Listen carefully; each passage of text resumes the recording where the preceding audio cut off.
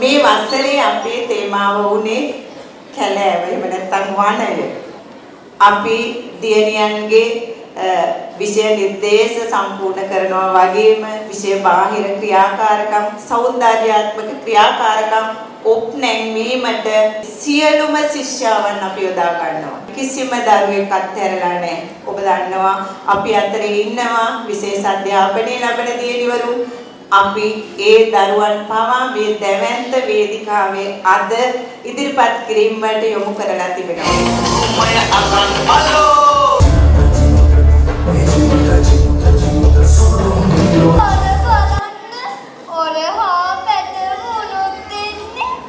කැලේ සත්තු එකතු වෙලා මොකටද මේ රොක් වෙන්නේ?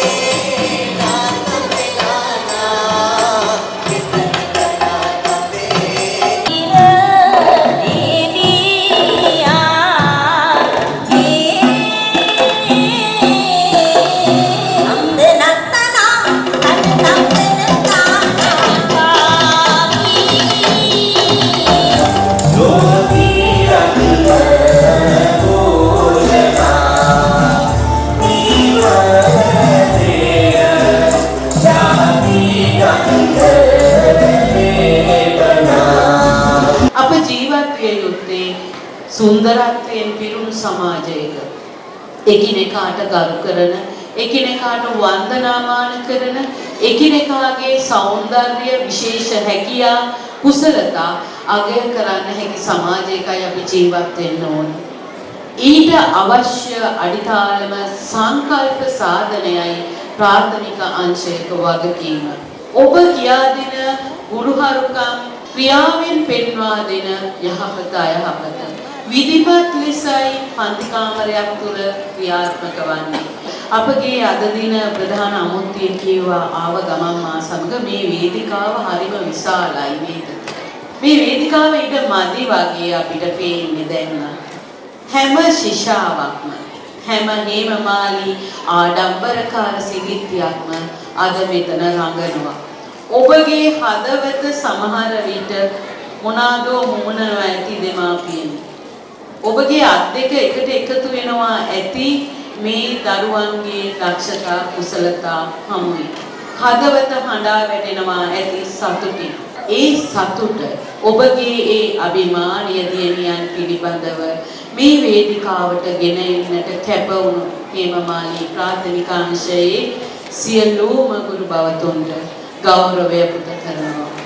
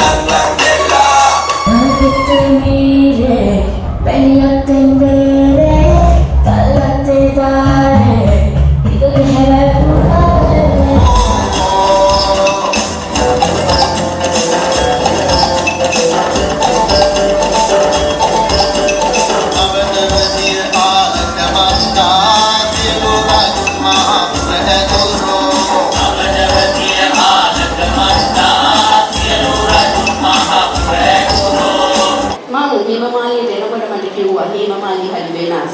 ඔව් ඇත්ත හේමමාලිය වෙනස්. හේමමාලියේ සංස්කෘතිය වෙනස්. ඔව් සංස්කෘතිය වෙනස්.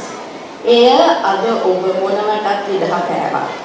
මම සතුටු වෙනවා මේ 570ම මේ වේදිකාව මත ගේම සම්බන්ධ මේක ලේසිකාරක හසු කර්තව්‍යයක් නෙමෙයි. කැලෑව තේමාව කරගෙන ඒ පාසලේ වෙච්ච දරුවෝ සියලු දෙනා මේ වේදිකාව ගත කරේ පහසුවෙන් නම් නොවන බව නුඹුරේක් විදිහට මාත් දන්නවා.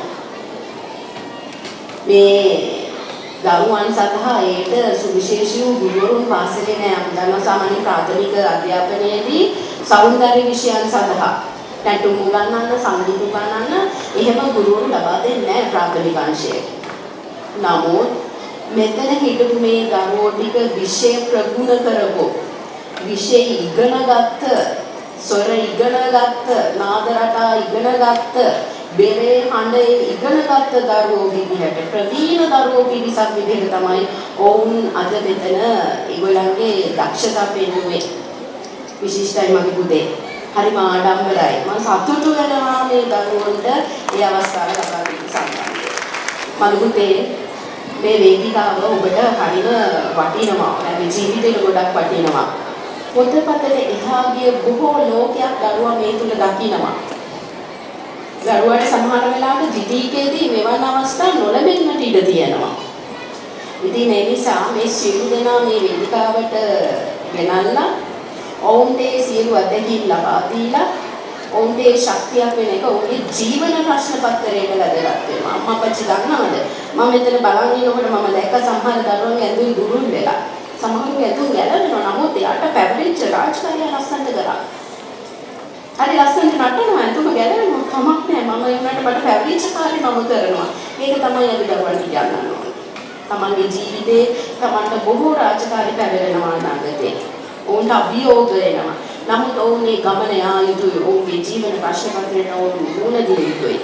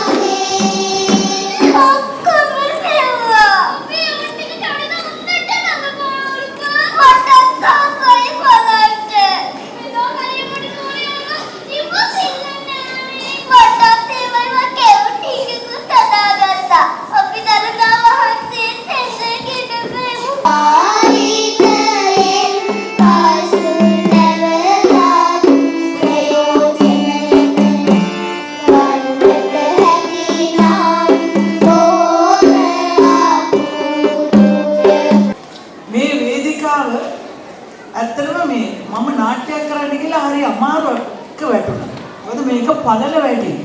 හැබැයි විදුහල්පතිතුමිය කිව්වා ඒකේ ඉඩ මදි කියලා. ඇත්තටම හේමමාලි කෙල්ලන්ට මේ වගේ 10ක් තිබුණා රංගපාන. ඉතින් ඒක තමයි හේමමාලි විශේෂත්වය. ඒක හරි ආඩම්බරයි විදිහේ. හරි ආසයි. ඕගොල්ලෝ තමයි මේ වයසක අපි තාම ජීවත් කරවන්නේ. මේ පැය කීපය දුන්නු මේ සතුට මේ ආනන්දය කොහෙන්ද අපි ලබන්නේ? දරුවෝ මෙතන කරපු ප්‍රාතිහාර්ය අපි කොහෙද දකින්නේ? ඔයගොල්ලෝ දැන් අද මෙතන පෙන්නනවා නාට්‍ය, ගායනා, රංගන ඔක්කොම. ඉතින් මම ආසයි ඕගොල්ලෝ පොඩ්ඩක් කෑ ගහන්න බලන්න. කෑ ගන්නද? හරිද? හරි. එනවා සද්දෙන් ඈ. ඔයාලා එම්මාලි නේද? මං කින්සුට්. ඔයාලා ආඩම්බරනේ එම්මාලි ගැනද කින්සුට් ගැනද? අපි කින්සුට් නේ. හරි. එහෙනම් මං කින්සුට් කියන අවුල එම්මාලි ගැන. අපි එම්මාලි ගැන. මම කින්සුට්. මම